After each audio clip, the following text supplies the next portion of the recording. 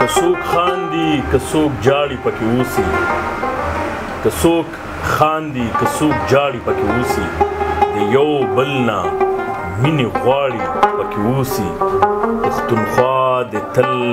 آباد وسایله د ګلونو سندرغاړي پکې اوسي ښکاري داسې چې ساحل صاحب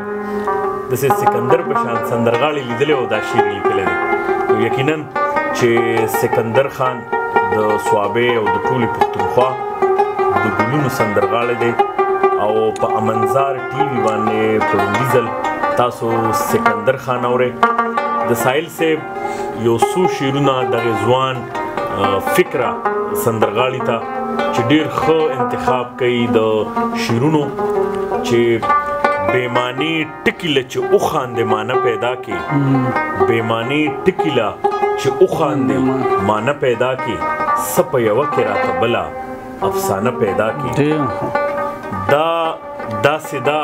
لکه تخلیق کې چې څوک نوې مینه دا داسې ده لکه تخلیق کې چې څوک نوې مینه چې د دیدن دپاره نوې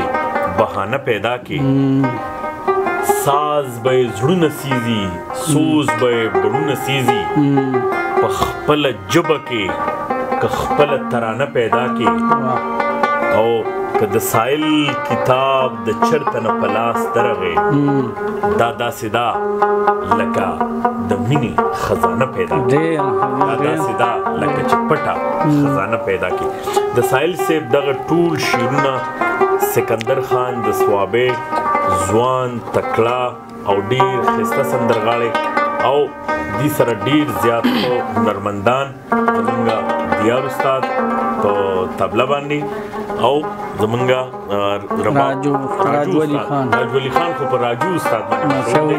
چې ډېر ښه رباب غږوي نو تاسو او سکندر منځ کې ډېرې خبرې نه کوم او سکندر نه به د هغه د خوښې یو کلام و د حسن کردګار تاوی دا زما د ملګرو د ټولو خوښ دی زبردست دا به تاسو ته ووایم انشاءالله صحیح ده جنید